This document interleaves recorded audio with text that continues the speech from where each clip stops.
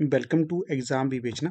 तो दोस्तों, जैसा कि आप सभी को पता है, हम अपने चैनल पर डिस्कस कर रहे हैं most expected question for HP TGT arts commission 2025-26। ठीक है, तो आगे बढ़ने से पहले आपको बता दूं, हमारी टीम के द्वारा HP RCA TGT arts commission 2025-26 के लिए मॉक टेस्ट अवेलेबल करवाए जा रहे हैं। न्यू पैटर्न पर आधारित है, न्यू सिलेबस के अकॉर्डिंग है। ठीक है, फुल लेंथ मॉक टेस्ट हैं ये।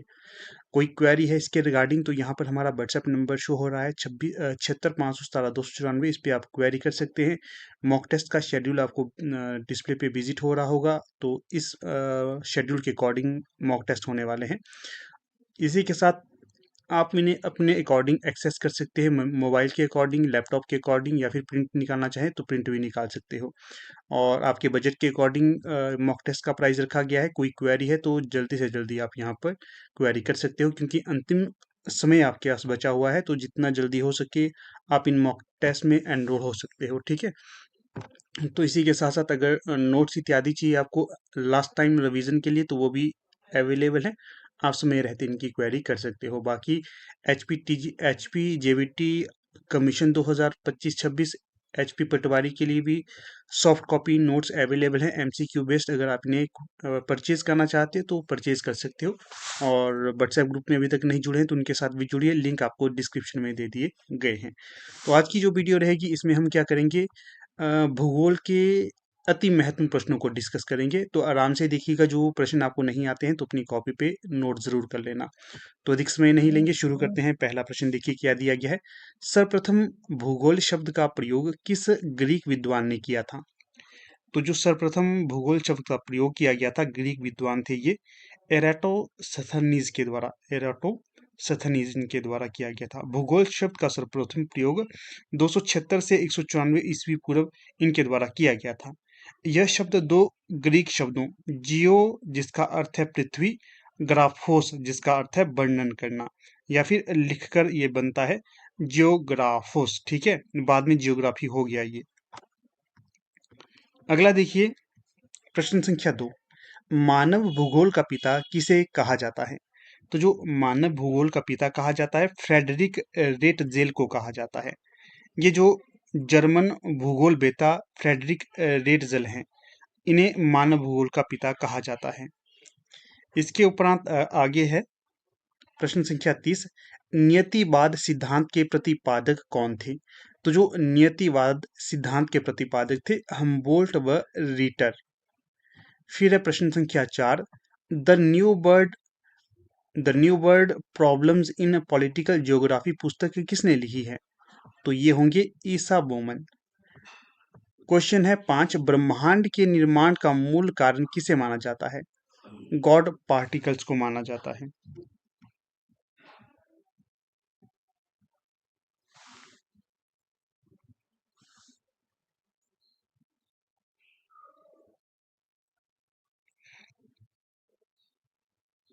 क्या है? महाविस्फोट सिद्धांत, मतलब बिग बैंग थ्योरी के अनुसार हिग्स फील्ड ने ही कणों को द्रव्यमान प्रदान किया था। कहाँ पहुंच गया मैं? हाँ, ब्रह्मांड की उत्पत्ति की व्याख्या कौन सा सिद्धांत करता है? महाविस्फोट सिद्धांत। फिर है 7। प्रायद्वीपीय ब्रह्मांड किसे कहा जाता है? आकाश गंगा को। प्रश्न संख्या 8। आकाश गंगा किस रूप में वर्गीकृत की गई है? सर्पिलाकार गैलेक्सी के रूप में। नेक्स्ट क्वेश्चन देखिए 8 9। आकाश मंडल में कुल नक्षत्रों की संख्या कितनी है? 27 है। फिर किस तारामंडल को शिकारी भी कहा जाता है? ओरियन को। क्वेश्चन है 11। सूर्य का प्रभामंडल प्रकाश के अपवर्तन से किसमें उत्पन्न होता है? पक्षाव मेघों के हिम स्फटिकों में। क्वेश्चन है 12। सूर्य की चमकती सतह क्या कहलाती है? फोटोस्फीयर। फिर क्वेश्चन है 13। सौर स्थिरांक की मानक मात्रा क्या है? तो जो सही हो जाएगा यहाँ पर क्वेश्चन, तो वो हो जाएगा 1336। आगे देखिए 14। बुध ग्रह का कोर किस धातु अथवा तत्व का बना है? लोहे से बना हुआ है। क्वेश्चन है 15। रात्रि के समय आकाश में मौजूद सबसे चमकीला ग्रह कौन सा है? शुक्र ग्रह। क्वेश्चन 16, मंगल ग्रह का सबसे ऊंचा पर्वत कौन सा है? Olympus Mons. ठीक। 17, नासा के वैज्ञानिकों ने किस ग्रह पर पानी के स्रोतों के बारे में पता लगाया है? मंगल ग्रह में। क्वेश्चन संख्या 18, बृहद आकार होने के कारण बृहस्पति को कौन सी उपमा दी गई है? Master of gods. फिर है 19, मंगल और बृहस्पति की कक्षाओं के मध्य सूर्य की परिक्रमा करने वाले आकाशीय पिंड को क्या कहते हैं? क्षुद्र ग्रह कहते हैं। क्वेश्चन है 20, शनि ग्रह के वायुमंडल में कौन सी गैस सबसे अधिक मात्रा में पाई जाती है? मीथेन। क्वेश्चन नंबर 21, किस ग्रह का घूर्णन अक्ष अत्यधिक झुका हुआ है? अरुण ग्रह का। क्वेश्चन नंबर 22, सौर मंडल के ग्रहों में सबसे दूरस्थ अवस्थित ग्रह कौन सा है? यम ग्रह। क्वेश्चन नंबर 23, प्लूटो ग्रह को किस नाम से जाना जाता है? बौने ग्रह के नाम से। क्वेश्चन है 24, ब्लू मैन की परिघटना कब होती है? जब एक ही माह में 2 पूर्णिमा हो, उस समय। Most important. क्वेश्चन नंबर 25 इसमें पूछा गया है, एक महीने में कितनी बार आधा चंद्रमा दिखाई देता है? 2 बार। क्वेश्चन नंबर 26, पृथ्वी की कक्षा को काटने वाले क्षुद्र ग्रह को क्या कहते हैं? इसे कहा जाता है अटेन ग्रहिकाओं की। अटेन ग्रहिकाओं। एक सेकेंड।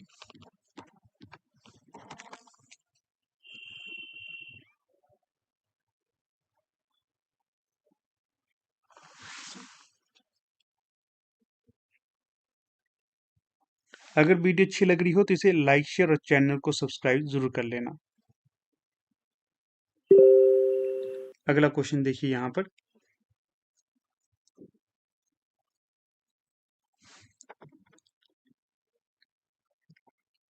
क्वेश्चन नंबर 27, हेली धूमकेतु अर्थात पुच्छल तारा लगभग कितने वर्ष बाद दिखाई देता है? 76 वर्ष बाद दिखाई देता है। फिर है 28, पृथ्वी अपने अक्ष पर घूमती हुई कौन सी 2 गतियों को पूरा करती है? तो ये घूर्णन गति को पूरा करती है।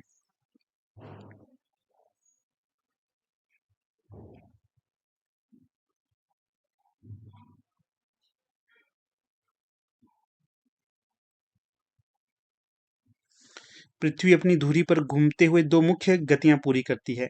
घूर्णन अर्थात रोटेशन, जो अपनी धुरी पर घूमना और दिन रात का कारण बनती है। दूसरा है परिक्रमण। ठीक है ना, पहली घूर्णन है, दूसरी परिक्रमण है।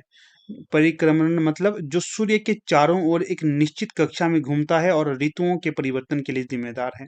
ये दोनों याद रखना, घूर्णन और परिक्रमण। अगला देखिए यहाँ पर क्या है, 29, अलग अलग ऋतुओं में दिन के समय और रात्रि के विस्तार में विभिन्नता किस कारण से होती है? तो ये होती है पृथ्वी का नत अक्ष पर परिक्रमण। 30, शीत संक्रांति में सूर्य मकर रेखा पर किस तिथि को लंबवत चमकता है? तो ये होगा 22 दिसंबर को। फिर क्वेश्चन देखिए 31, सूर्य एक माह में कितने अक्षांश की यात्रा करता है? तो ये होगा 8 अक्षांश की।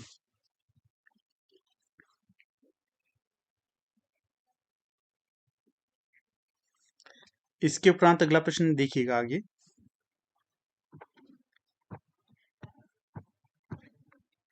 डोलड्रम्स दबाव किन 2 अक्षांशों के मध्य पाया जाता है? तो ये पाया जाता है 5 डिग्री उत्तरी अक्षांश से 5 डिग्री दक्षिणी अक्षांश पर। अगला क्वेश्चन देखिए 33, दक्षिणी अक्षांशों की ध्रुवीय ज्योति को क्या कहा जाता है? तो इसे कहा जाता है कुमेरु ज्योति। फिर क्वेश्चन है 34, देशांतर रेखाओं के बीच की दूरी किस रेखा पर अधिकतम होती है? तो ये होती है विषुवत रेखा पर। फिर क्वेश्चन है 35, 0 डिग्री अक्षांश तथा 0 डिग्री देशांतर रेखाएं किस देश के निकट स्थित हैं? तो ये होंगी घाना, जो अफ्रीका महाद्वीप में है। क्वेश्चन नंबर 36, विश्व को कितने समय कटिबंधों में बांटा गया है? तो यह 24 समय कटिबंधों में। क्वेश्चन नंबर 37, किस देश में एक से अधिक मानक याम्योत्तर रेखाएं हैं? तो ये होंगी आपकी यूएसए में। फिर क्वेश्चन देखिए 38, पृथ्वी की बाह्यतम परत भूपर्पट्टी का द्रव्यमान पृथ्वी के कुल द्रव्यमान का कितना प्रतिशत है? तो ये होगा 0.01%। अगला क्वेश्चन देखिए 39, यहाँ क्या पूछा गया है? तो यहाँ पर पूछा गया है विवर्तनिक प्लेटों को गतिमान करने वाली संवहन धाराएं किस परत में पाई जाती है? तो जो विवर्तनिक प्लेटों को गतिमान करने वाली संवहन धाराएं हैं ये मेंटल परत में पाई जाती हैं, मेंटल में पाई जाती हैं। अगला क्वेश्चन क्या है 40, पृथ्वी के आंतरिक कोर या फिर क्रोड में कौन से तत्व प्रमुख हैं? तो ये होंगे लोहा एवं निकेल। क्वेश्चन नंबर 41, पैजिया से टूटे हुए दक्षिणी महाद्वीप को क्या कहती हैं? गोंडवाना लैंड। क्वेश्चन नंबर 42, रचनात्मक प्लेट किनारे का संबंध किससे है?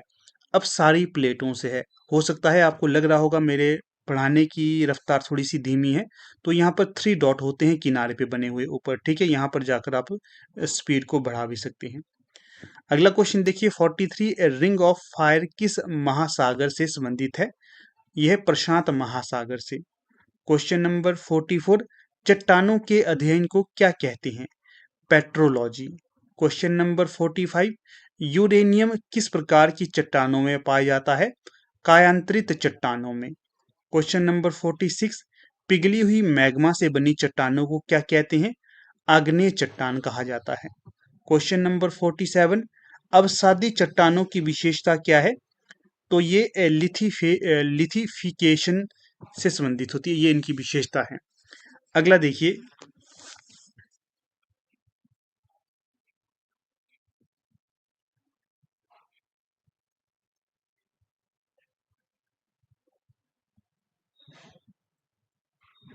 देखिए थोड़ा सा मैं आपको बता देता हूँ लिथिफिकेशन के बारे में। लिथिफिकेशन वह भूवैज्ञानिक प्रक्रिया है जिसके द्वारा ढीले असंगठित तलछट जैसे कि रेत, मिट्टी या समुद्री जीवों के अवशेष समय के साथ संपीड़न और सिमिटेशन के माध्यम से ठोस चट्टान में बदल जाते हैं, जिसमें दबाव से पानी बाहर निकलता है और खनिज कणों को आपस में जोड़ दिया जाता है। ये रखना आपने याद। इसके उपरांत अगला देखिए 48, इसमें पूछा गया है किस चट्टान में जीवाश्म पाए जा सकते हैं? तो ये अवसादी चट्टान होगी। क्वेश्चन नंबर 49, बलन के कारण ऊपर उठे भागों को क्या कहती हैं? तो इसे कहा जाता है अपनति। क्वेश्चन नंबर 50, दो समानांतर भुजों के बीच उठे हुए भाग को क्या कहते हैं? खंड पर्वत कहते हैं। अगला देखिए 51, भूकंप की तीव्रता किससे मापी जाती है? रिक्टर स्केल से। फिर है क्वेश्चन 52, क्या पूछा गया है? मैफिक लावा में किन तत्वों की प्रधानता होती है? तो इसमें होती है मैग्नीशियम और लौह अंश की। ठीक है, तो ये रखना ध्यान।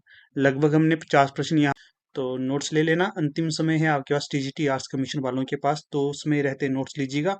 नए पाठ्यक्रम के अकॉर्डिंग भी नोट्स अवेलेबल है, नॉर्मल भी नोट्स अवेलेबल है। कोई भी क्वेरी हो तो समय रहते आप इनको परचेज करिएगा। तो चलिए आज शुरू करते हैं लेक्चर को। तो देखिए पहला प्रश्न पूछा गया है, किस स्थान पर उच्च ज्वार भाटाओं में कितना अंतराल होता है? किसी स्थान पर उच्च ज्वार भाटाओं में कितना अंतराल होता है? तो मुख्यतः यहाँ पर उच्च ज्वार भाटाओं के बीच के अंतराल के बारे में बताया गया है। कितना अंतराल होता है? तो ये होता है आपका 12 घंटे 26 मिनट। ज्यादा एक्सप्लेन नहीं करूंगा, प्रश्न पढ़ूंगा, उत्तर देने की कोशिश करूंगा। ठीक है, ऑप्शन बी सही होगा। फिर प्रश्न है 2, क्षुद्र ग्रह अर्थात एस्ट्रॉइड सूर्य के चारों ओर किन के बीच चक्कर लगाते हैं? तो जो क्षुद्र ग्रह हैं ये सूर्य के चारों ओर किन के बीच चक्कर लगाते हैं? मंगल और बृहस्पति, ऑप्शन बी। फिर है प्रश्न 3, निम्नलिखित में से कौन से ग्रह पर जल चक्र मौजूद है? जल चक्र किस ग्रह में मौजूद है? तीसरे में उत्तर देना है। तो जो पृथ्वी है, पृथ्वी में जल चक्र मौजूद है, इसलिए यहाँ पर जीवन भी संभव है। ऑप्शन बी सही होगा। फिर आकार के संदर्भ में वरुण हमारे सौर मंडल में डैश स्थान पर आता है। आकार की बात करें तो वरुण ग्रह हमारे सौर मंडल में कितने स्थान पर आता है? तो ये आता है ऑप्शन चौथे में, ऑप्शन डी। फिर है जी प्रश्न, निम्नोक्त ग्रहों में से किसको पृथ्वी का जुड़वा कहा जाता है, या पृथ्वी की बहन किसे कहा जाता है? इस समय बेशक आपको प्रश्न सरल लग रहे होंगे, परंतु परीक्षा के केंद्र में आपको काफी डेफिनेट ये मतलब कंफ्यूज कर सकते हैं, इसलिए ये प्रश्न लाया हूं। तो सही जो ऑप्शन हो जाएगा तो वो हो जाएगा शुक्र, ऑप्शन बी। फिर है प्रश्न 6, निम्नलिखित में से किस ग्रह का कोई चांद नहीं है या उपग्रह नहीं है? कौन सा ऐसा उपग्रह जिसका कोई भी चांद नहीं है या फिर उपग्रह नहीं है? छठे में कौन सा विकल्प सही होगा? तो जो बुध ग्रह है, इसका कोई भी चांद या उपग्रह नहीं होगा, ऑप्शन सी।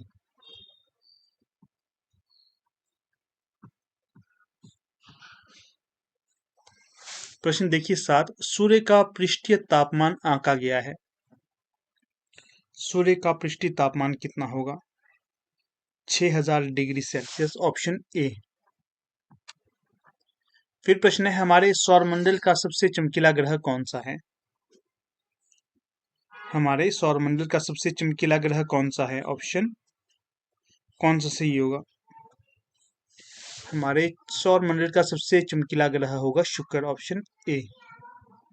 निम्नलिखित में से किसको लाल ग्रह कहा जाता है?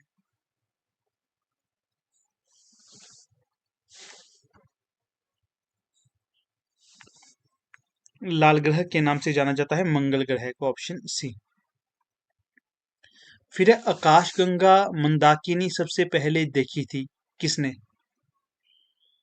आकाशगंगा मंदाकिनी सबसे पहले देखी थी गैलीलियो गैलीली ने, ऑप्शन ए। दूरबीन का आविष्कार भी गैलीलियो गैलीली ने किया था। सौरमंडल का सबसे अधिक गर्म ग्रह कौन सा है? 11 में सौरमंडल का सबसे अधिक गर्म ग्रह होगा शुक्र, ऑप्शन ए। अगला प्रश्न है, सूर्य के वर्णमंडल में गैसों के तूफान दिखाई देते हैं।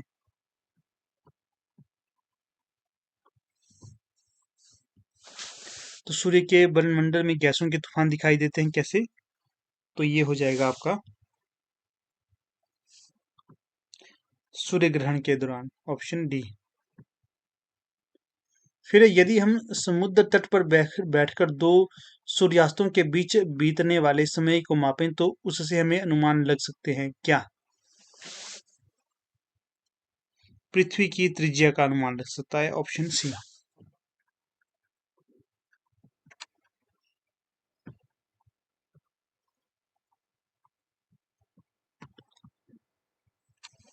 सौरमंडल के 4 सबसे विशाल ग्रह अवरोही क्रम में 14 का कौन सा सही विकल्प होगा?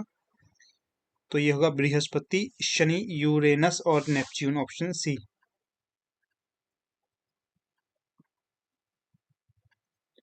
फिर है 15, हमारे सौर मंडल में सबसे बड़ा ग्रह कौन सा है? तो हमारे सौर मंडल का सबसे बड़ा ग्रह कौन सा होगा? बुध, ऑप्शन डी। निम्नलिखित में से सबसे ठंडा कौन सा ग्रह होगा?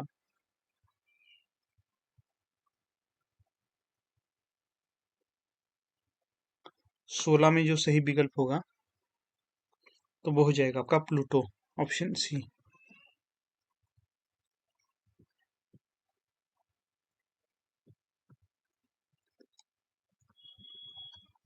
प्रश्न देखिए 17, निम्नलिखित में से कौन सा सौर परिवार से संबंधित नहीं है?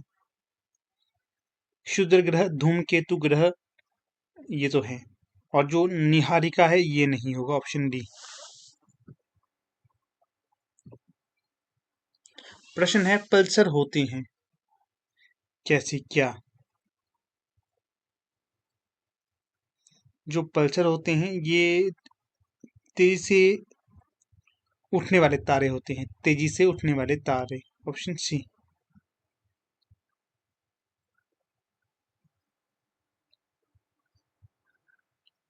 तो सही जो विकल्प हो जाएगा 18 का, तो वो हो जाएगा ऑप्शन सी, तेजी से घूमने वाले तारे।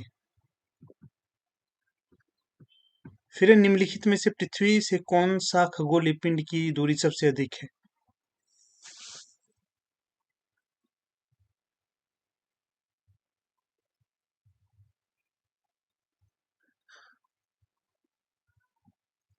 तो 19 में जो सही विकल्प हो जाएगा प्लेटो।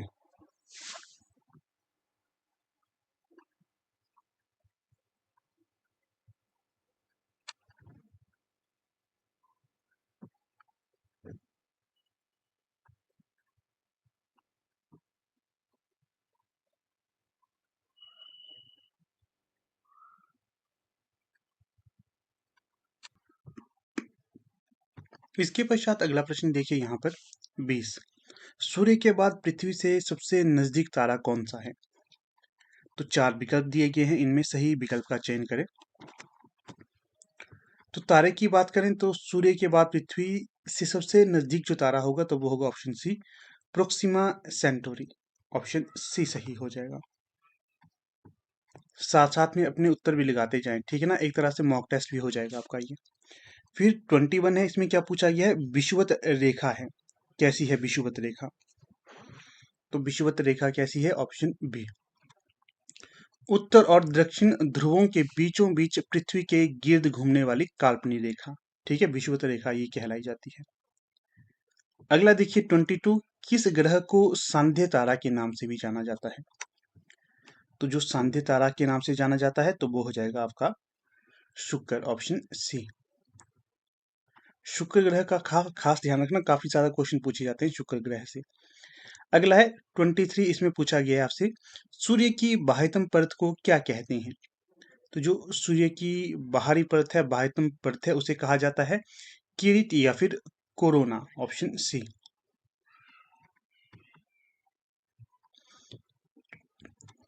अगला प्रश्न है, उस आकाशगंगा का क्या नाम है जिसमें पृथ्वी एक ग्रह है? तो 24 का हो जाएगा दुग्ध मेखला। ऑप्शन डी, उस आकाशगंगा का नाम क्या है जिसमें पृथ्वी एक ग्रह है? तो वह है दुग्ध मेखला।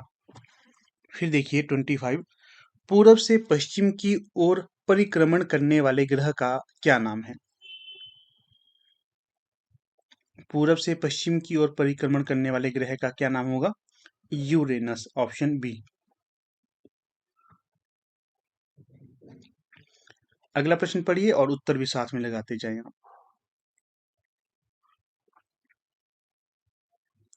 क्या आपको सीरीज अच्छी लग रही है? तो अपने फीडबैक जरूर देने हैं आपने, ठीक है ना। अगर अभी तक आपने वीडियो को लाइक शेयर और सब्सक्राइब नहीं किया है तो लाइक शेयर और सब्सक्राइब जरूर करना है। यहाँ पर मैं आपको थोड़ी सी एक्स्ट्रा जानकारी दे देता हूँ। पूर्व से पश्चिम की ओर परिक्रमण करने वाले दो ग्रह हैं। एक तो यूरेनस हो गया, दूसरा शुक्र, ये दोनों हैं, ए और बी दोनों होगा, ध्यान रखना।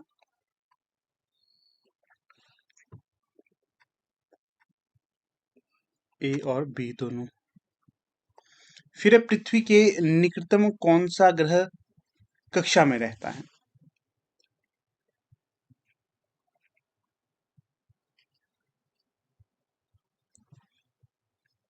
तो यहाँ पर पृथ्वी के निकट कौन सा ग्रह कक्षा में रहता है?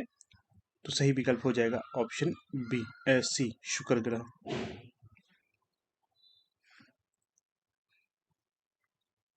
26 का हो जाएगा शुक्र।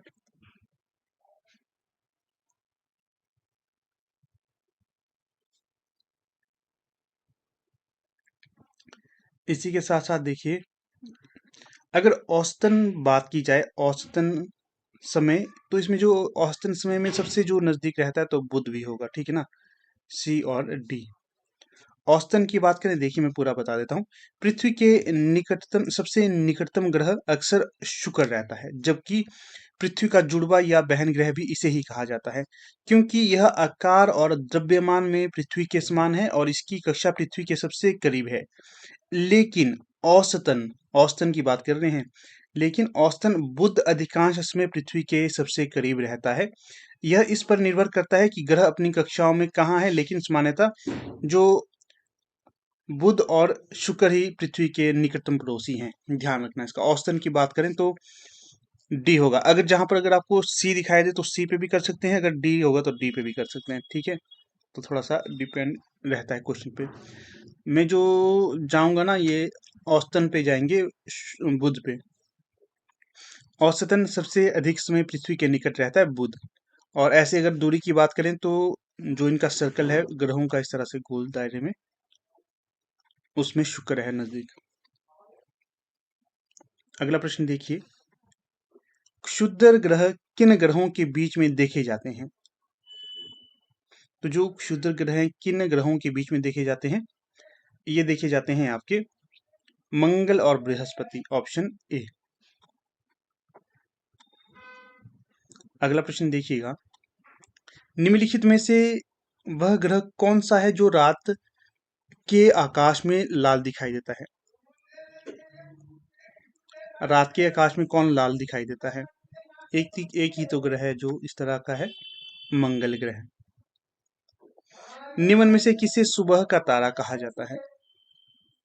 तो जो सुबह का तारा कहा जाता है तो वो कहा जाता है शुक्र को, ऑप्शन डी। अगला है 30, बृहस्पति का द्रव्यमान है लगभग कितना द्रव्यमान है? तो ये होगा सूर्य के द्रव्यमान का 1000वां भाग।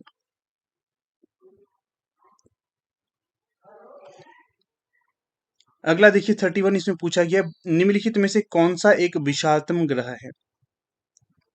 तो जो विशालतम ग्रह है यह है बृहस्पति। सुपरनोवा क्या है? तो जो सुपरनोवा है ये होगा विस्फोटी तारा, ऑप्शन सी। सूर्य के सबसे निकट कौन सा ग्रह है?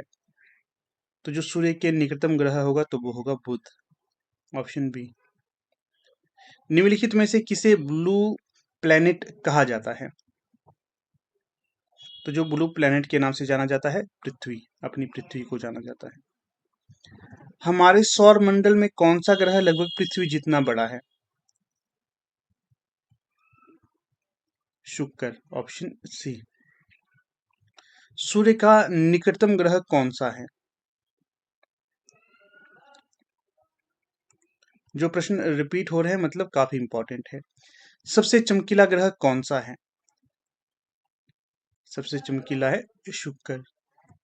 निम्न में से कौन से ग्रहों के चारों ओर घूमने वाले उपग्रह नहीं है? निम्न में से कौन से ग्रहों के चारों ओर घूमने वाले उपग्रह नहीं है? तो कौन से ग्रहों के उपग्रह नहीं होंगे 38 में? बुध और शुक्र के। सूर्य से पृथ्वी को प्राप्त ऊष्मा को क्या कहते हैं? ये कहा जाता है आतपन, 39 का ए।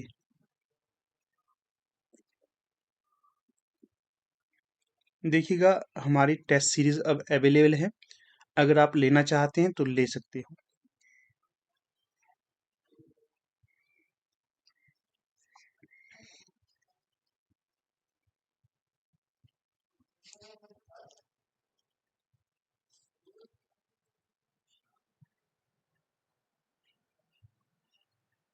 अगला प्रश्न देखिए 40, निम्न में से ग्रहों के चारों ओर घूमने वाले उपग्रह नहीं हैं कौन से?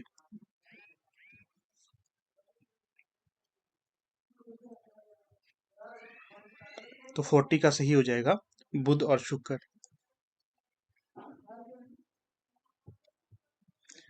41 क्या पूछा गया है यहाँ पर? सूर्य का निकटतम ग्रह कौन सा है? बहुत बार रिपीट हुआ ये प्रश्न, मोस्ट इंपॉर्टेंट है ये। वह ग्रह कौन सा है जिसका पृष्ठीय ताप सर्वोच्च है? तो ये हो जाएगा शुक्र। अगला है 43, निम्नलिखित में से किसके भीतर बृहस्पति का गैलीलियन उपग्रह नहीं है? निम्नलिखित में से किसके भीतर बृहस्पति का गैलीलियन उपग्रह नहीं है? 43 डीमोस। फिर है 44, सूर्य ग्रहण उस समय होता है जब, कब, आगे बताना जब क्या होता है, जब सूर्य और पृथ्वी के बीच चंद्रमा आ जाता है। Option be most important question है ये भी। सूर्य का प्रकाश हमारे पास लगभग कितने समय में पहुंचता है? सूर्य का प्रकाश हमारे पास लगभग कितने समय में पहुंचता है? ये पहुंचता है 8 मिनट के आसपास। फिर है 46, ग्रहण के दौरान पड़ने वाली छाया का सबसे काला भाग क्या है? तो 46 में जो सही हो जाएगा तो वो हो जाएगा प्रच्छाया, ऑप्शन बी। जब चंद्रमा पूरी तरह से सूर्य को ढक लेता है अर्थात आच्छादित कर देता है तो उसे क्या कहते हैं? तो उसे कहा जाता है प्रच्छाया या फिर उम्ब्रा, ऑप्शन बी। फिर है सूर्य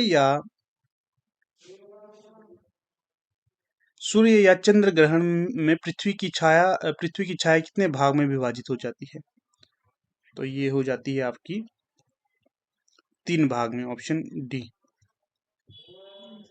अगला क्वेश्चन देखिए 49, सूर्य के चारों ओर घूमने वाले ग्रहों की कुल संख्या कितनी है? 8।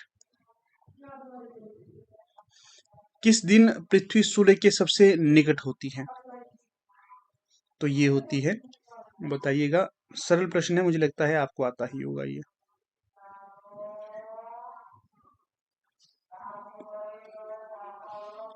पृथ्वी आमतौर पर हर साल 3 या 4 जनवरी को सूर्य के सबसे करीब होती है। तो ऑप्शन है डी, 3 या 4 जनवरी को, जिसे उपसौर कहते हैं। क्या कहते हैं इसे? उपसौर। यह दूरी लगभग 147 मिलियन किलोमीटर होती है, जबकि 4 जुलाई को यह सूर्य से सबसे दूर होता है, जिसे अपसौर कहा जाता है। उपसौर होता है जब पृथ्वी आमतौर पर हर साल सूर्य के करीब होती है, और जो अपसौर तब दूर होती है, 4 जुलाई को दूर होती है और 3 और 4 जनवरी को नजदीक होती है। ठीक है, जो कि सर्दियों के मौसम में होता है जब उत्तरी गोलार्ध में सर्दी होती है। तो ये रखना मुख्य चीजें याद, पूछे जाएंगे प्रश्न यहाँ से। इन किए हुए प्रश्न चाहिए। अगर आपको जो भी पद्धति से लेक्चर चाहिए तो बता देना, उसी हिसाब से मैं देने शुरू कर दूंगा। तो पहले का जो सही आंसर हो जाएगा तो वो हो जाएगा ऑप्शन ए, कांट और लेप्लास के द्वारा नेबुला या फिर नेबुलार हाइपोथेसिस दी गई थी, ऑप्शन ए। यहाँ देखिएगा, कांट लेप्लास ने कहा कि सूर्य के चारों ओर गैसीय बादल से ग्रह बने। ये हाइपोथेसिस कांट और लेप्लेस के द्वारा दी गई थी। अगला क्वेश्चन है 2, इसमें क्या पूछा गया है? प्लानिटेसिमल सिद्धांत किसने दिया? प्लानिटेसिमल थ्योरी किसके द्वारा दी गई है? विकल्प में देखिए, चैम्बरलिन और माल्टन, वैगनर, डार्विन या फिर हेक्सले।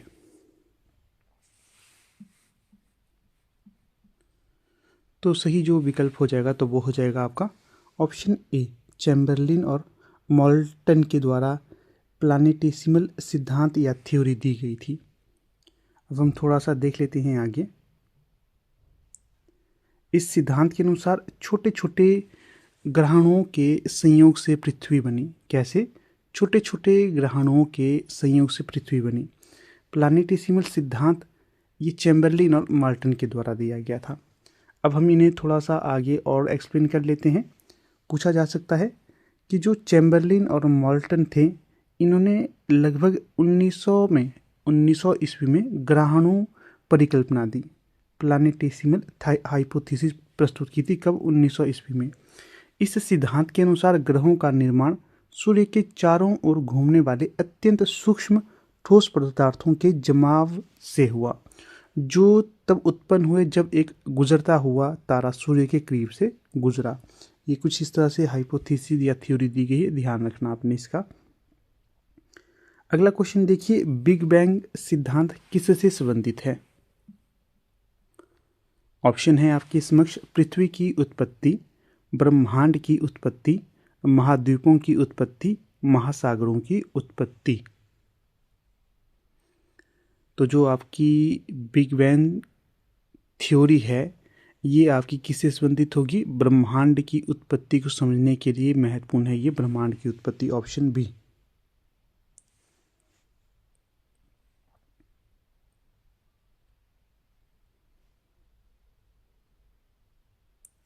यहां देखिए, बिग बैंग सिद्धांत ब्रह्मांड की उत्पत्ति और इसके विकास की प्रमुख वैज्ञानिक व्याख्या है। इस सिद्धांत के अनुसार ब्रह्मांड की शुरुआत लगभग 13.8 अरब वर्ष पहले एक अत्यंत गर्म और घने बिंदु से हुई, जिसके बाद एक बड़ा विस्फोट हुआ और ब्रह्मांड का विस्तार होना शुरू हुआ। यह सिद्धांत ब्रह्मांड के निरंतर विकास और ब्रह्मांडीय पृष्ठभूमि विकिरण जैसे अवलोकनों द्वारा समर्थित है।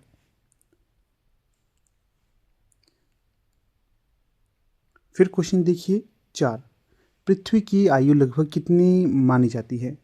विकल्प देखिए 2 वर्ष, 4.6 अरब वर्ष, 2.2 अरब वर्ष, 4.6 अरब वर्ष, 6 अरब वर्ष या फिर 10 अरब वर्ष।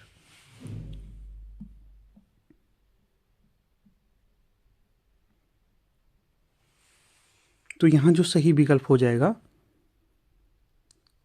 कि जो पृथ्वी की आयु लगभग कितनी स्वीकार की जाती है? 4.6 अरब वर्ष। ठीक है, और ये कैसे पता चलता है? रेडियोमेट्रिक डेटिंग से पृथ्वी की आयु ये बतलाई गई है।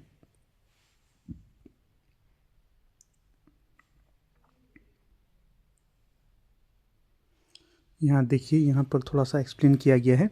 विभिन्न वैज्ञानिक प्रमाणों, मुख्य रूप से रेडियोमेट्रिक डेटिंग तकनीक के आधार पर आपसे ये तकनीक के बारे में पूछा जा सकता है। किस अनुमान से ये कहा जा सकता है कि पृथ्वी की आयु 4.6 अरब वर्ष मानी गई है? तो ये मुख्यतः होगी रेडियोमेट्रिक डेटिंग तकनीक के आधार पर। इसके आधार पर यह स्वीकार किया गया है कि जो पृथ्वी की आयु लगभग 4.6 या फिर 4.54 अरब वर्ष निर्धारित की गई है। विकल्पों में सबसे ठीक यही होगा, ठीक है ना, जो मैंने आपको कहा, क्योंकि इस तरह से 4.6 हो या फिर 4.54 हो, ये कुछ भी हो, इससे आपको ये अनुमान हो जाएगा कि यही सही विकल्प होना चाहिए। अगला देखिए, अगला प्रश्न यहाँ पर दिया गया है, सौरमंडल का सबसे बड़ा ग्रह कौन सा है? विकल्प है पृथ्वी, शनि, बृहस्पति, अरुण। तो सही जो विकल्प हो जाएगा सौरमंडल का सबसे बड़ा ग्रह होगा बृहस्पति। बृहस्पति को जुपिटर भी कहते हैं, ये ध्यान रखना आपने, मतलब इंग्लिश नाम बृहस्पति का जुपिटर ही है। हाँ देखिए, इधर लिखा हुआ है बृहस्पति सौरमंडल का सबसे बड़ा ग्रह है। सौरमंडल का सबसे बड़ा ग्रह बृहस्पति है और यह सौरमंडल के अन्य सभी ग्रहों के संयुक्त द्रव्यमान से भी अधिक विशाल है। यह अन्य ग्रहों के संयुक्त द्रव्यमान से भी बड़ा है, तो ये स्टार मार्क कर लीजिए, पूछा जा सकता है। आकार और द्रव्यमान पर बृहस्पति इतना बड़ा है कि सौरमंडल के सभी अन्य ग्रह इसके अंदर समा सकते हैं। बड़ी इंपॉर्टेंट बात है, देखिए ये कही गई यहाँ पर ना।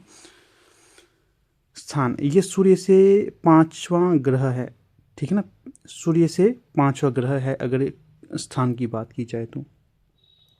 इसकी विशेषता की बात करें, बृहस्पति पर ग्रेट रेड स्पॉट नामक एक विशाल तूफान भी है जो पृथ्वी से भी बड़ा है। याद रखना, ये जो ग्रेट रेड स्पॉट है ये कहाँ पर है? बृहस्पति में है और ये पृथ्वी से भी बड़ा है। अगला देखिए यहाँ पर 6, पृथ्वी का उपग्रह कौन सा है? सैटेलाइट कौन सी है पृथ्वी की? चंद्रमा, मंगल, शुक्र, बुध।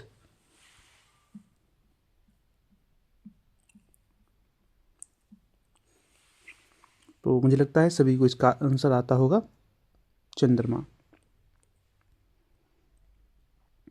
पृथ्वी का एकमात्र प्राकृतिक उपग्रह है ये चंद्रमा है। पूछा जा सकता है जो चंद्रमा है ये कैसा उपग्रह है? प्राकृतिक उपग्रह है।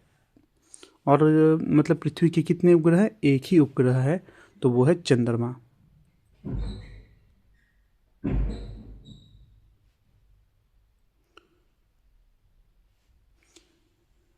जो चंद्रमा है यह उपग्रह उपग्रह, यहाँ देखना उपग्रह क्या है। उपग्रह वह खगोलीय पिंड होता है, वह खगोलीय पिंड होता है जो किसी ग्रह के चारों ओर एक निश्चित कक्षा में परिक्रमा करता है। क्या होता है उपग्रह?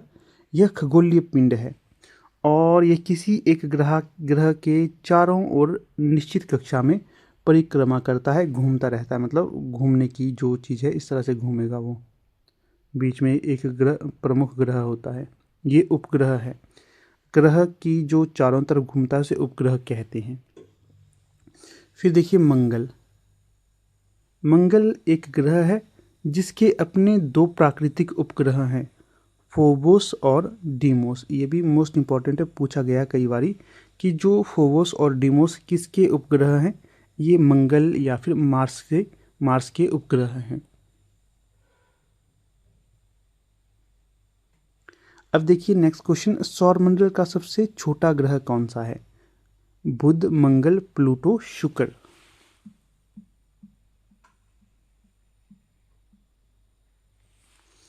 तो यहाँ जो सही ऑप्शन हो जाएगा तो वो हो जाएगा, सौरमंडल का सबसे छोटा ग्रह है बुध, और इसे मरकरी भी कहते हैं, ठीक है ना, इंग्लिश नाम मरकरी होगा इसका।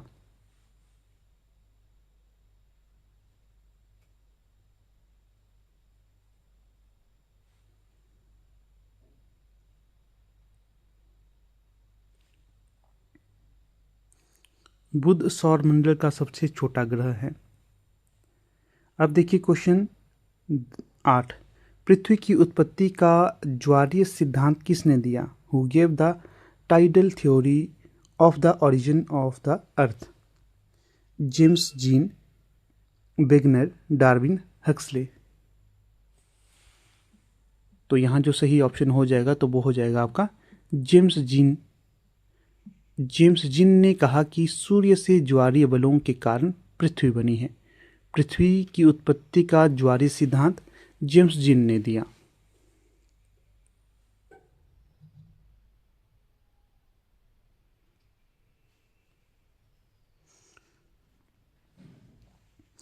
यह भी पूछा जा सकता है, जो यह सिद्धांत था इसे बाद में किसने संशोधित किया था? हेरोल्ड जेफरिन के द्वारा इसे बाद में संशोधित भी किया गया था, लेकिन मूल प्रस्तावना इससे संबंधित जेम्स जीन की ही थी। फिर देखिए प्रश्न संख्या 9, पृथ्वी की उत्पत्ति का गैस धूल बादल सिद्धांत किसने दिया?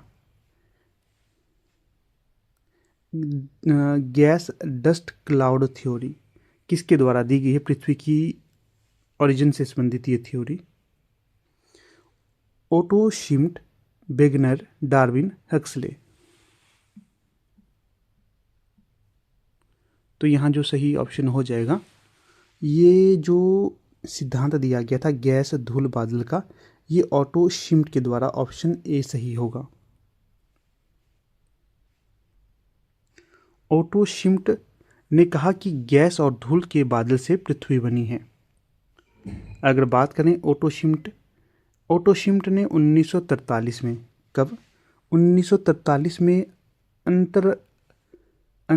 क्या है ये? अंतरतारकीय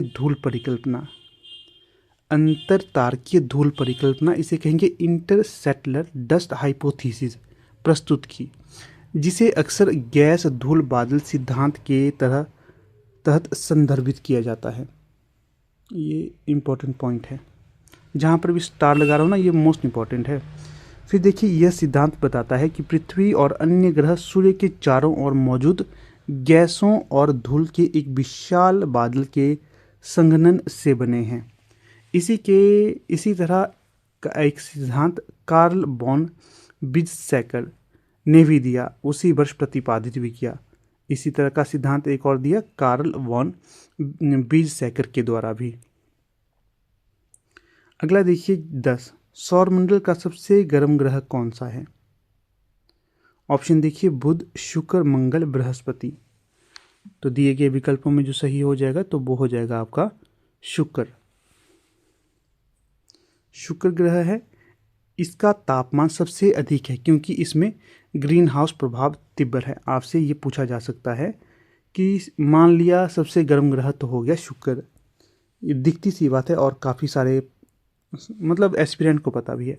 परंतु वजह क्या है इसमें, क्यों ये गर्म है? क्योंकि ग्रीन हाउस गैस प्रभाव यहाँ पर तीव्र गति से होता है। शुक्र को वेनस भी कहते हैं, ध्यान रखना। सौरमंडल का सबसे गर्म ग्रह शुक्र है। इसका मुख्य कारण है इसके वातावरण में कार्बन डाइऑक्साइड की अत्यधिक मात्रा है। कौन सी गैस शुक्र में सबसे ज़्यादा पाई जाती है? कार्बन डाइऑक्साइड, जो ग्रीन हाउस प्रभाव पैदा करती है और गर्मी को रोक लेती है। और इसका जो औसत तापमान है 464 डिग्री सेल्सियस तक होता है। और फ़ारेनहाइट भी याद रखिए, दोनों ये आपने संख्याएं याद रखनी है कितनी है। यहाँ देखिए दूसरे ऑप्शन क्यों गलत है ये भी बताया गया है। बुध अर्थात मरकरी सूर्य के सबसे निकट है, लेकिन इसका वायुमंडल पतला होने के कारण यह गर्मी को प्रभावी ढंग से बनाए नहीं रख पाता, इसलिए ये शुक्र जितना गर्म नहीं है। पूछा जा सकता है जो अपना बुध है ना, इसका वायुमंडल कैसा है? पतला है इसका वायुमंडल। मंगल की बात करें तो एक ठंडा ग्रह है जिसमें पतला वायुमंडल है। बृहस्पति की बात करें, यह एक गैस दानव है। क्या है? जुपिटर एक गैस दानव है और सूर्य के बहुत दूर स्थित है, इसलिए इसकी बाहरी परतें बहुत ठंडी हैं। ये भी ध्यान रखना, अलग से जो बताई गई चीज़ें हैं। फिर क्वेश्चन देखिए 11, पृथ्वी की उत्पत्ति का सुपरनोवा सिद्धांत किससे संबंधित है? तारों का विस्फोट, महासागर, महाद्वीप, पर्वत। पृथ्वी की उत्पत्ति का सुपरनोवा सिद्धांत किससे संबंधित है? तो ये हो जाएगा जी आपका ऑप्शन ए, तारों का विस्फोट।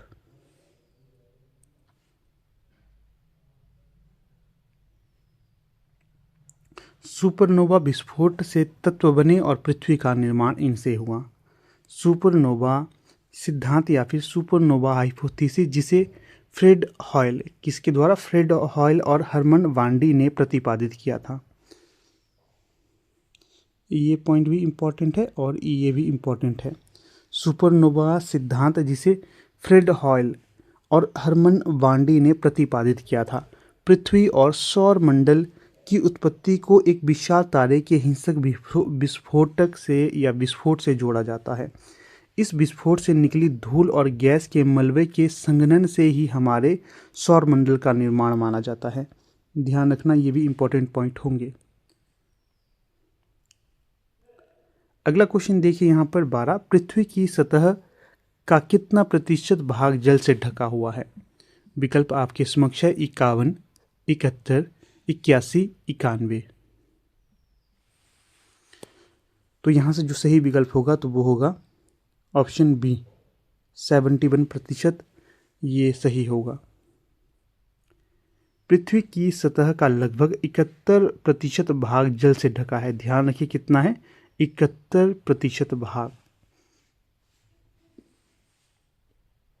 यहाँ देखिए, ये इसमें जो महासागर होंगे, झील होंगी, नदियाँ होंगी, ध्रुवीय बर्फ होगी।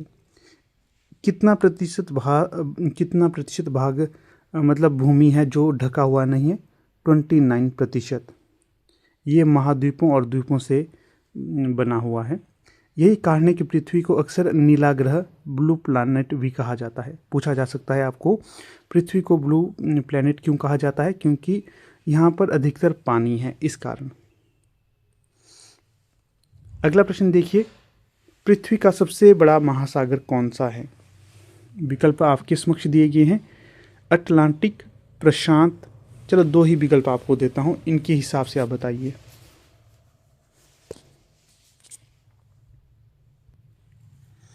तो प्रश्न संख्या 13 में है, पृथ्वी का सबसे बड़ा महासागर कौन सा है? 2 ही विकल्प आपको दे रहा हूँ। इसमें बताइए अटलांटिक या फिर प्रशांत, कौन सा सही होगा? तो सही जो विकल्प यहाँ पर हो जाएगा तो वो हो जाएगा जी आपका प्रशांत महासागर। थोड़ा सा इसकी व्याख्या भी देख लेते हैं। प्रशांत महासागर पैसिफिक ओशन पृथ्वी का सबसे बड़ा और सबसे गहरा महासागर है। क्या है? सबसे बड़ा भी है और ये सबसे गहरा भी है। ठीक है, यह ग्लोब के लगभग 1/3 हिस्से को कवर करता है। कितना? 1/3 हिस्से को कवर करता है। बाकी देखिए, अटलांटिक ओशन दुनिया का दूसरा सबसे बड़ा महासागर है। हिंद महासागर ये तीसरा सबसे बड़ा महासागर है, इंडियन ओशन। और जो आर्कटिक ओशन है ये सबसे छोटा और उथला महासागर है। ये इसके फैक्ट भी आपने याद रखने जो अलग से आपको बतलाए गए हैं।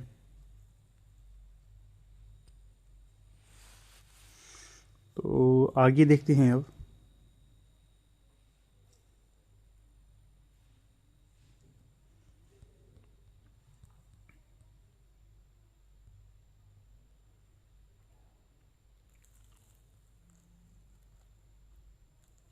प्रश्न संख्या 14 देखिए, सौरमंडल का सबसे ठंडा ग्रह कौन सा है? अरुण, वरुण, प्लेटो या फिर शनि?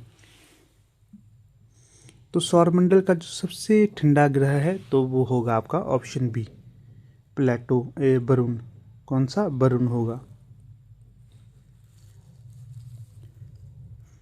जो वरुण है इसे नेपच्यून इंग्लिश में कहा जाता है। सबसे ठंडा ग्रह है ये। आमतौर पर यह माना जाता है कि सूर्य से सबसे दूर होने के कारण वरुण सबसे ठंडा ग्रह होना चाहिए, लेकिन वास्तविक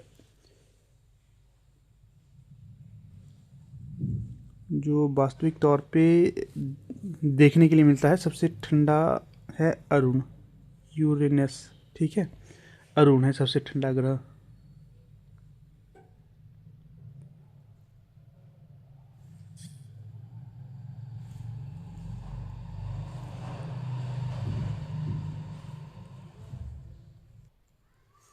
तो यहाँ थोड़ा संशोधन आप कर लेना। जो सबसे ठंडा कौन सा होगा?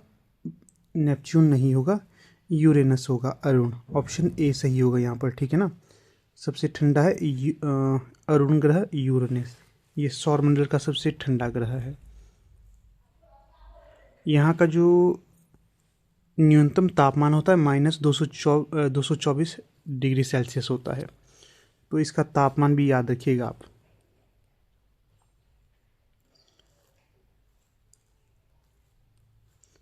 अगला प्रश्न देखिए, 15, पृथ्वी की उत्पत्ति का डबल स्टार सिद्धांत किसने दिया? तो विकल्प आपके समक्ष दिए गए हैं, इनमें जो सही विकल्प होगा उसका चयन करें, साथ साथ में अपने उत्तर लगाते रहें।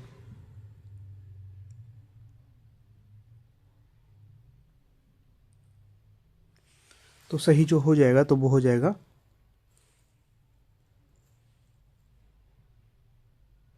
ऑप्शन ए, रसेल के द्वारा ये सिद्धांत दिया गया है। इसके उपरांत अगला है, देखिए व्याख्या थोड़ी सी यहाँ पर दी गई। पृथ्वी और सौर मंडल की उत्पत्ति के संबंध में डबल स्टार सिद्धांत, जिसे द्वितारक परिकल्पना, बाइनरी स्टार हाइपोथेसिस भी कहा जाता है, मुख्य रूप से हेनरी नॉरिस रसेल, पूरा नाम इनका याद रखिए, के द्वारा 1937 में विकसित किया गया था। इस सिद्धांत के अनुसार हमारे सूर्य के अलावा एक और साथी तारा था। इन दो तारों के परस्पर क्रियाओं और गुरुत्वाकर्षण बल के कारण ही ग्रहों का निर्माण हुआ। ऐसा इस सिद्धांत के द्वारा ये माना जाता है। सूर्य के साथ साथ एक और हमारा इसी तरह का तारा ये भी मौजूद था। यहाँ पर देखिए, जो विग्नर है ये महाद्वीपीय बहाव का सिद्धांत देते हैं, डार्विन ये विकासवाद का सिद्धांत देते हैं, और जो हक्सले हैं ये प्रसिद्ध जीव विज्ञानी थे। अगर इनकी विशेषताओं के बारे में पूछा जाए तो अलग से याद रखना ये। फिर प्रश्न देखिए 16, पृथ्वी की उत्पत्ति का कैप्चर सिद्धांत किसने दिया? माइकल, वेगनर, डार्विन या हक्सले? तो ये जो सिद्धांत दिया गया है ये दिया गया है आपका माइकल के द्वारा, ऑप्शन ए। फिर अगला प्रश्न देखिए, यहाँ पर व्याख्या दी गई है, पृथ्वी और सौर मंडल की उत्पत्ति का कैप्चर सिद्धांत जिसे माइकल ने 1950 के दशक में प्रस्तावित किया। यह सिद्धांत सुझाव देता है कि सूर्य ने एक घने गैस बादल से सामग्री को गुरुत्वाकर्षण के रूप में कैप्चर किया, जिसे बाद में ग्रहों का निर्माण हुआ। यह भी सिद्धांत याद रखिए। फिर प्रश्न है यहाँ, 17 पृथ्वी की उत्पत्ति का क्लाउड सिद्धांत किसने दिया? अभी हमने देखा था ये प्रश्न पीछे। तो पृथ्वी की उत्पत्ति का क्लाउड सिद्धांत दिया गया आपके ऑटो शिम्ट के द्वारा, ऑप्शन ए। ऐसा माना जाता है कि पृथ्वी की उत्पत्ति का जो क्लाउड सिद्धांत है ये क्या है, इसमें देख लो, हम पहले पढ़ लेते हैं इसे पूरा। पृथ्वी की उत्पत्ति का क्लाउड सिद्धांत, जिसे अंतरतारकीय धूल परिकल्पना या फिर इंटरस्टेलर डस्ट हाइपोथेसिस भी कहा जाता है। रूसी वैज्ञानिक, ये ऑटो शिम्ट रूसी वैज्ञानिक थे। इन्होंने 1943 में प्रस्तुत किया था कि इस सिद्धांत के अनुसार पृथ्वी और अन्य ग्रहों का निर्माण सूर्य के चारों ओर मौजूद गैस और धूल की वजह से हुआ है। 1943 में इन्होंने ये धारणा प्रस्तुत की थी। क्या कहने का मतलब है, ये कहते हैं कि जैसे पृथ्वी और अन्य ग्रह हैं जो सूर्य के चारों ओर मौजूद गैस और धूल से इनका निर्माण हुआ है। इस तरह का इनका ये कहने का तात्पर्य है। फिर प्रश्न देखिए 18 सौरमंडल का सबसे बड़ा ग्रह कौन, सबसे बड़ा उपग्रह, ग्रह नहीं, सबसे बड़ा उपग्रह कौन सा है? चंद्रमा, गैनीमेड, टाइटन और कैलिस्टो, इनमें से कौन सा सही होगा? तो यहाँ जो सही हो जाएगा तो वो हो जाएगा आपका ऑप्शन बी, गैनीमेड। गैनीमेड यह सबसे बड़ा उपग्रह है। और प्रश्न ये भी पूछा जा सकता है आपसे कि जो गैनीमेड है ये मुख्यतः किसका उपग्रह माना गया है? बृहस्पति का। गैनीमेड बृहस्पति का एक उपग्रह है। यह हमारे सौरमंडल का सबसे बड़ा चंद्रमा है। ऐसा माना जाता है ये हमारे सबसे बड़ा चंद्रमा हमारे सौरमंडल का कौन सा है? गैनीमेड। यह बृहस्पति, हाँ ये तो हो गया ना, चंद्रमा। यह पृथ्वी का एकमात्र प्राकृतिक उपग्रह है और सौरमंडल का 5वां सबसे बड़ा उपग्रह है। इससे पहले 4 बड़े और भी हैं। टाइटन, यह शनि का सबसे बड़ा उपग्रह है। याद रखना, ये ना पूरी की पूरी स्लाइड मोस्ट इंपॉर्टेंट है। सौरमंडल का ये दूसरा सबसे बड़ा उपग्रह है। पहला कौन सा होगा? गैनीमेड, दूसरा हो गया टाइटन। फिर है कैलिस्टो, यह भी बृहस्पति का ही प्रमुख चंद्रमा है। जो ये कैलिस्टो हो गए, गैनीमेड हो गए, ये चंद्रमा की तरह कार्य करते हैं या फिर चंद्रमा ही हैं। और ये सौरमंडल का तीसरा सबसे बड़ा उपग्रह है। ये भी अलग से फैक्ट्स याद रखने। फिर प्रश्न देखिए 19 पृथ्वी की उत्पत्ति का डायनेमिक सिद्धांत किससे संबंधित है? तो सही हो जाएगा ग्रहों की गति से संबंधित होगा, ऑप्शन ए।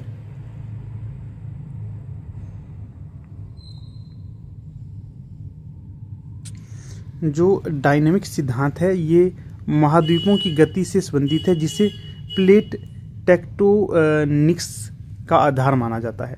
प्लेट टेक्टोनिक्स का आधार। भूगोल के संदर्भ में डायनेमिक सिद्धांत या गतिशील पृथ्वी, याद रखना क्या कहा गया है? डायनेमिक सिद्धांत या फिर गतिशील पृथ्वी की अवधारणा मुख्य रूप से इस विचार से संबंधित है कि पृथ्वी की सतह स्थिर नहीं है बल्कि लगातार बदल रही है। Very very important. यह परिवर्तन मुख्य रूप से प्लेट टेक्टोनिक्स के कारण होता है, जो महाद्वीपों, महासागरों, पर्वतों, अन्य भू आकृतियों के निर्माण और परिवर्तन की प्रक्रियाओं को संचालित करता है। फिर अगला प्रश्न देखिए, सौरमंडल का सबसे घना ग्रह कौन सा है? मतलब डेंस एरिया, डेंसिटी जहां ज़्यादा है। पृथ्वी, शुक्र, मंगल या फिर शनि? तो यहाँ पर होगा पृथ्वी। पृथ्वी का घनत्व सबसे अधिक है। पृथ्वी हमारे सौरमंडल का सबसे घना ग्रह है, जिसका औसतन घनत्व लगभग 5.51 ग्राम प्रति घन सेंटीमीटर है। यह मुख्य रूप से इसके बड़े धात्विक कोर और चट्टानी संरचना के कारण है।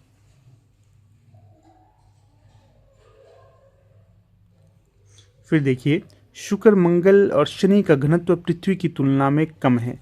विशेष रूप से शनि सौरमंडल का सबसे कम घनत्व या फिर कम घना ग्रह है। इसका घनत्व पानी से भी कम है, जिसका अर्थ है कि यदि एक बड़ा पानी का टब होता तो शनि उसमें तैर सकता था।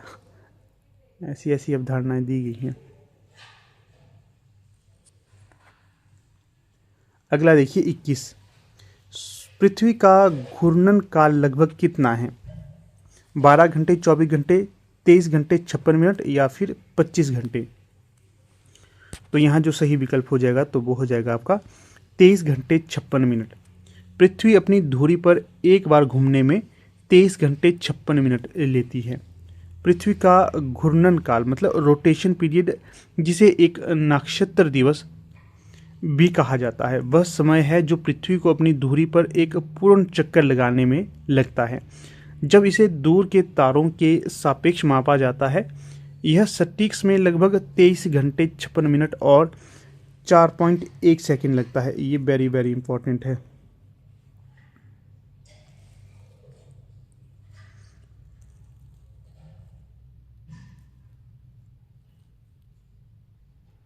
अगला क्वेश्चन देखिए 22।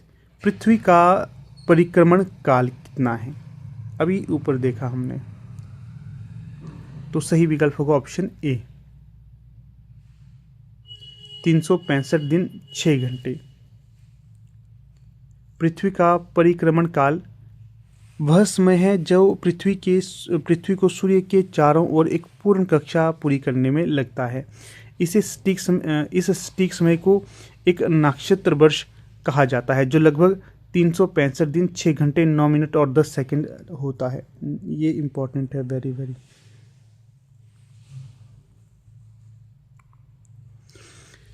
दैनिक उपयोग में हम इसे आमतौर पर 365 दिन मानते हैं और अतिरिक्त लगभग 6 घंटे को हर 4 साल में एक बार लीप वर्ष में समायोजित किया जाता है, जिसमें फरवरी में एक अतिरिक्त दिन 29 फरवरी जोड़ा जाता है, जिससे उस वर्ष में 366 दिन होते हैं।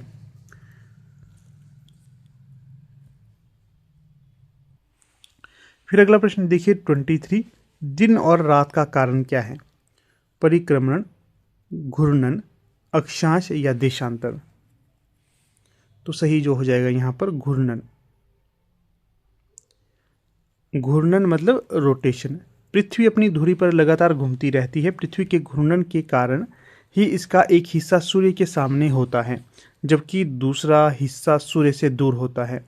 यह प्रक्रिया निरंतर चलती रहती है, जिससे दिन और रात का चक्र बना रहता है। जो परिक्रमण है यह पृथ्वी की सूर्य के चारों ओर की गति है। परिक्रमण के कारण मौसम बदलते हैं, ना कि दिन और रात होते हैं। अक्षांश और देशांतर, ये पृथ्वी पर स्थानों की भौगोलिक स्थिति निर्धारित करने वाली काल्पनिक रेखाएं हैं। ये दिन और रात का कारण नहीं होती। फिर देखिए प्रश्न संख्या 24। ऋतु परिवर्तन का कारण क्या है? तो जो ऋतु परिवर्तन का प्रमुख कारण होता है तो वो होता है पृथ्वी का परिक्रमण और अक्ष झुकाव। पृथ्वी की धुरी 23.5 डिग्री झुकी हुई है। याद रखना कितनी है? 23.5 डिग्री। और परिक्रमण से ऋतु परिवर्तन होता है। तो सही विकल्प होगा बी। ऋतुओं में परिवर्तन जैसे गर्मी, सर्दी, बसंत, पतझड़ दो मुख्य खगोलीय कारकों के कारण होती है: पृथ्वी का परिक्रमण और पृथ्वी का अक्षीय झुकाव। पृथ्वी का परिक्रमण, पृथ्वी सूर्य के चारों ओर एक दीर्घवृत्ताकार कक्षा में चक्कर लगाती है। यह गति सुनिश्चित करती है कि वर्ष के विभिन्न समयों में पृथ्वी के विभिन्न हिस्से सूर्य के सापेक्ष अलग अलग स्थिति में हों। फिर पृथ्वी का अक्षीय झुकाव है। पृथ्वी की घूर्णन धुरी उसकी कक्षा के तल से लगभग 23.5 डिग्री झुकी हुई है। इस झुकाव और परिक्रमण के संयोजन के कारण वर्ष के कुछ हिस्सों में उत्तरी गोलार्ध सूर्य की ओर अधिक झुका होता है और फिर दूसरे हिस्से में दक्षिणी गोलार्ध सूर्य की ओर अधिक झुका होता है। इसी से होता है ये सर्दी गर्मी का प्रोग्राम। फिर प्रश्न देखिए 25। अभी हमने इसका उत्तर देखा था पीछे। पृथ्वी की धुरी कितने अंश झुकी हुई है? तो ऊपर देखा था। इस प्रश्न का उत्तर तो मैं नहीं दूंगा क्योंकि अभी हमने रिसेंटली पढ़ा। इसका क्या उत्तर होगा आप सभी बताइएगा। तो बताइएगा आपको इस तरह के लेक्चर चाहिए जिसमें थोड़ा सा एक्सप्लेन करके दिया जाए, या फिर संख्या में ज़्यादा चाहिए। जैसे आप चाहते थे कि ये जो वीडियो है इसमें भी आपको 50 प्रश्न मिल जाएं, जो भी आपको ठीक लगेगा उसी माध्यम को कंटिन्यू किया जाएगा नेक्स्ट क्लास में, बता देना आप लोग, ठीक है। बाकी यहाँ पर अब अपनी वीडियो का समापन कर लेते हैं। PDF इत्यादि के लिए आप हमारे टेलीग्राम और व्हाट्सएप ग्रुप्स के साथ जुड़ जाना, लिंक डिस्क्रिप्शन में दे दिए गए हैं। धन्यवाद।